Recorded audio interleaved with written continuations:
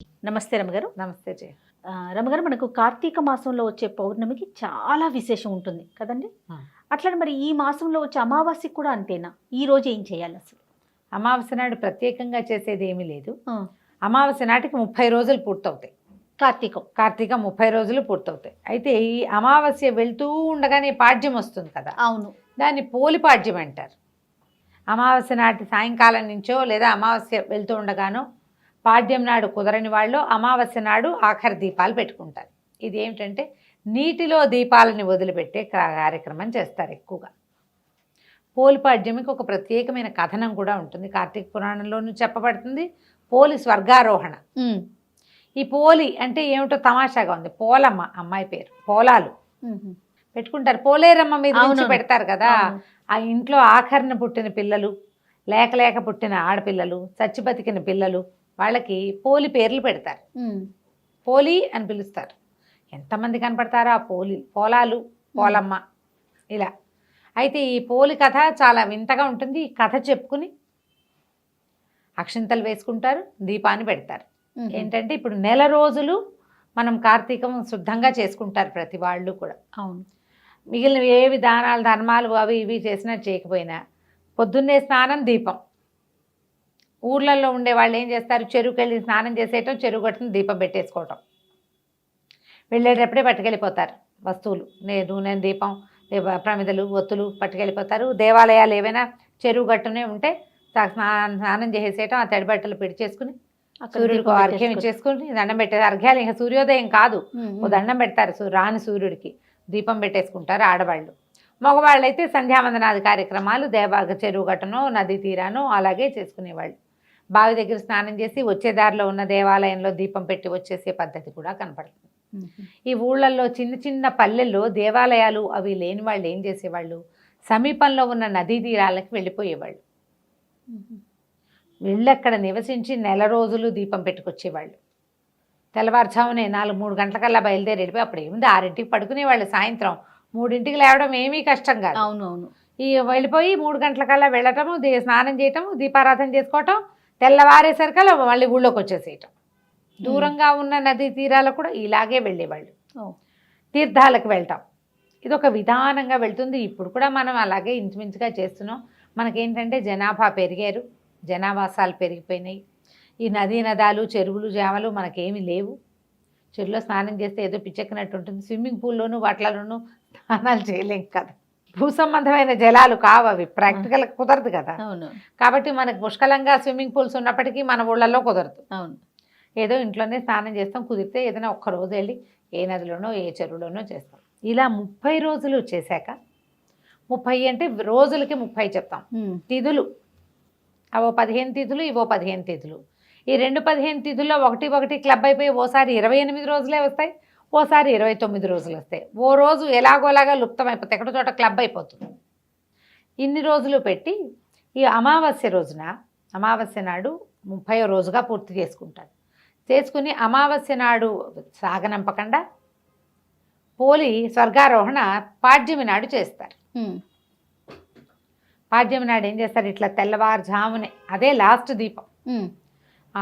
మన అరటి డిప్పలు దొరుకుతాయి కదా, అరటి డిప్పకి చిన్న చిన్న హోల్స్ చేసి, ఆ హోల్స్ చేయడం కూడా మా చిన్నప్పుడైతే నాకు తెలిసి ఈ మందు సీసాలు ఉండేవి చూడు, బాటిల్స్, టానిక్సే బాటిల్స్, వాటికి మూతలు రేకు మూత కదా, ఆ రేకు మూత ఇలా గుచ్చి ఇట్లా తిప్పితే ఆ డిప్ప ఊడొస్తుంది.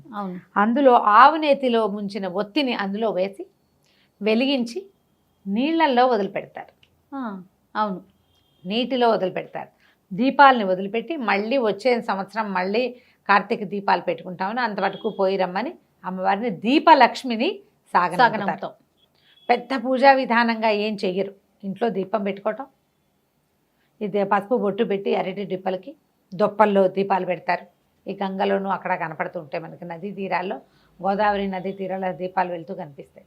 అరటి డిప్పల్లో చేస్తారు. ఇంత మన రైతు బజార్ల నిండా అరటి డిప్పలు దొరుకుతున్నాయి ఇప్పుడు. మనకి ఇక్కడ నీళ్లు లేవుగా, ఏం చేస్తాం? అందుకని మనం ఒక టబ్బులో వదిలిపెడతాం. దాని నియమం ఏమిటి? అమావాస్యతో నాడు తెల్లవారుజామున దీపాలు కనిపించడం, వెలుగు. ఈ దీపాల వెలుగులో మన పితరులు ప్రయాణం చేస్తారు. ఇలాంటి దీపం మనం ముందు పెట్టాం. అది ఎప్పుడు? నరక చతుర్దశి రోజున. అవును. సరిగ్గా నెల క్రితం కదా అవును, దీపావళి అవును. అమావాస్యకి పెట్టామా? అవును. దీపావళి అమావాస్య తర్వాత అక్కడి నుంచి నెల రోజులు చేసాం చూడు, అలాంటివే యమదీపాలు ఇవి.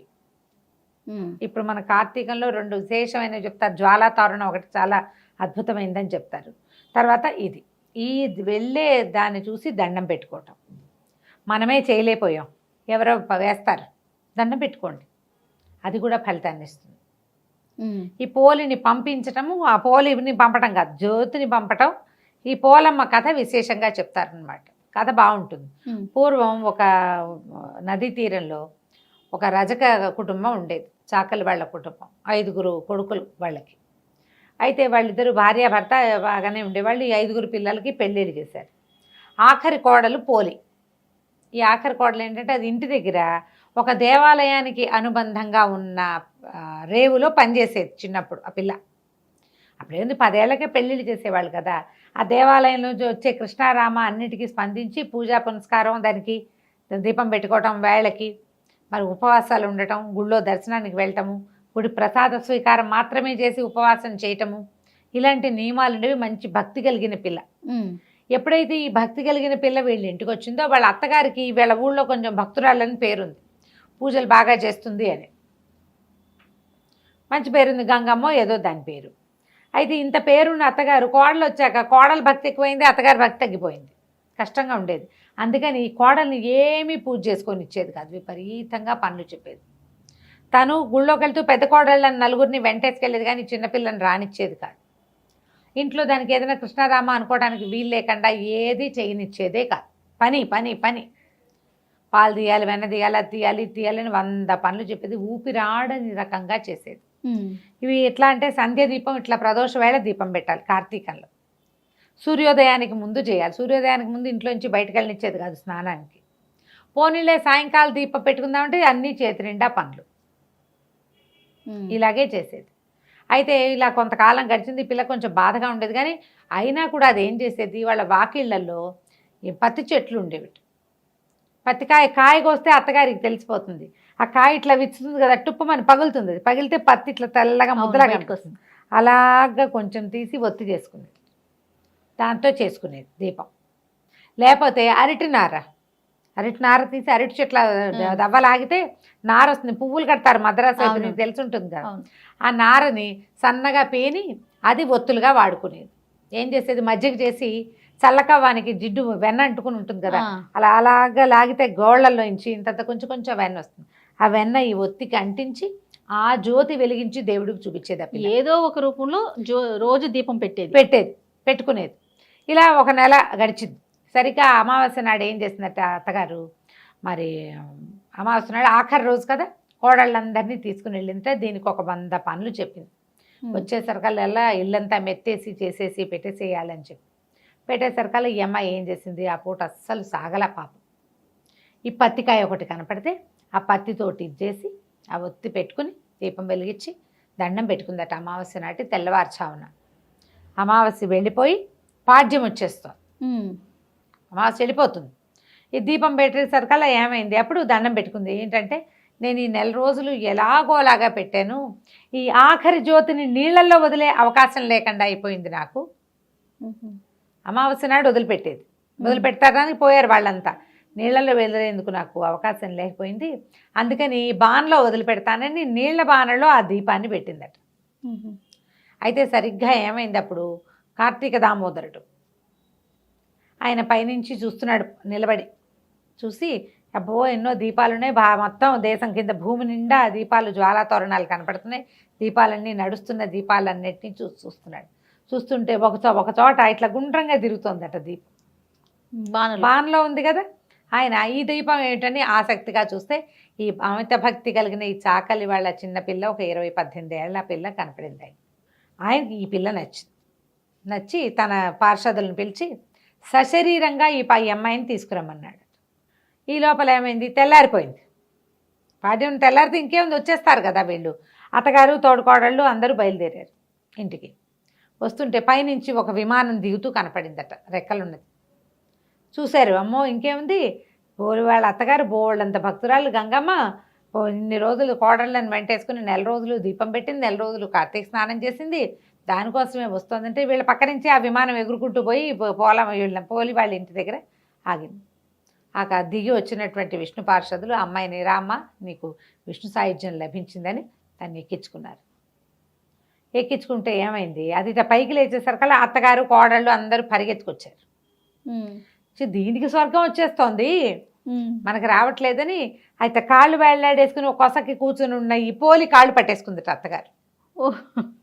ఆ అమ్మాయికి దేవుడు ఏవో కథలు తెలుసు కానీ ఈ స్వర్గాలు ఆరోహణలు తర్వాత విమానాలు వాటిలో కూర్చోటాలు దానికి ఏం తెలుసు. అందరు పెద్ద మగవాళ్ళు ఉన్నారని సిగ్గుపడి ఒక కొస కూర్చుని కాళ్ళు వేళ్లాడేసుకుని స్తంభం పక్కన కూర్చుంది. ఆ వేళ్లాడేసుకున్న కాళ్ళని పట్టేసుకుంది అత్తగారు. అత్తగారి కోడళ్ళు పెద్ద కోడలు కాళ్ళని చిన్న కోడలు అలా వరుసగా ఒకళ్ళ కోళ్ళు అక్కడ పుచ్చుకుని మొత్తం ఐదుగురు కోడళ్ళు వీటి అత్తగారు వేళ్లాడుతూ ఉన్నారు పైన. విమానం వెళ్ళిపోతుంది. ఇంతలో ఈ విష్ణు పార్షదుల లోపల కూర్చున్న వాళ్ళు చూశారు, ఎవరో వచ్చేస్తున్నారు, వీళ్ళంతా సశరీరంగా తమతో పాటు స్వర్గారోహణ చేస్తున్నారని. ఆయన యువతలకు వచ్చి ఆ అత్తగారిని చూసి, కోడల్ని దీపం కూడా పెట్టుకొని ఇవ్వలేదు, నీకెందుకు స్వర్గం లభిస్తుంది, నువ్వు ఏ అవకాశం ఇవ్వకపోయినా మానకుండా కార్తీక దీపం పెట్టింది కాబట్టి ఈ అమ్మాయికే స్వర్గం, నీకు స్వర్గారోహణ లేదని చెప్పేసి ఆడు చేతులు తెగొట్టేశాడు, కత్తిపెట్టి కొట్టేశాడు. నలుగురు కోడళ్లతో సహా అత్తగారి భూమి మీద పడింది. ఎక్కడో తలా చోట పిట్టలాగా రాలి పడ్డారనమాట. చెట్టు మించి రాలిన పళ్ళు తలా పక్కకి పడ్డట్టు పడిపోయారు.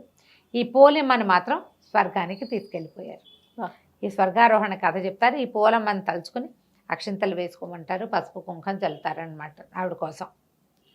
అట్లా ఈ దీపానికి మనం ఎందుకని ఈ పాడ్యమి నాడు వదిలిపెడతారు. అమావాస్య నాడు కూడా వదిలిపెట్టచ్చు, కొన్ని ప్రాంతాల్లో చేస్తారు. పోలి పాడ్యమి ఖచ్చితంగా పాడ్యమి ఘడియలు వచ్చాకే అమ్మాయిని పైకి తీసుకెళ్లారు కాబట్టి ఈ పోలమ్మని తలుచుకోవటం. ఈ రోజున ఏం ఉపవాసం ఉండరు, ఎవరైనా ముత్తైదుకు బొట్టు పెట్టి ఏదైనా తాంబూలం ఇవ్వటం మంచిది. పాడ్యమి దీపం పెట్టుకోవటం. మార్గశిర శుద్ధ పాడ్యమి, పోలి పాడ్యమి. మన కార్తీక శుద్ధ పాడ్యమి బలిపాడ్యమి లాగా ఇది పోలి పాడ్యమి. బొట్టు పెట్టి ఎవరికైనా ముత్తైదుకి తాంబూలం ఇవ్వచ్చు, రాజకులకు ఇస్తే మంచిదని చెప్తారు. పిల్లలు మనకి స్త్రీ వాళ్ళు తాకళ్ళు కనపడతారు కదా మనకు, మన పరిచయస్తులు, ఎవరికైనా బొట్టు పెట్టి తాంబూలం ఇచ్చి చీర రవికాయ ఇవ్వచ్చు. మీరు ఏదైనా ఇవ్వదలుచుకుంటే ఏది ఇవ్వదలుచుకున్నా ఈ రోజున ఇస్తే కనుక విశేషమైన ఫలితం లభిస్తుంది. ఆ స్వర్గారోహణ కథ వింటే మంచి అత్యద్భుతమైన ఫలితం లభిస్తుంది అంటారు. నమస్తే. నమస్తే.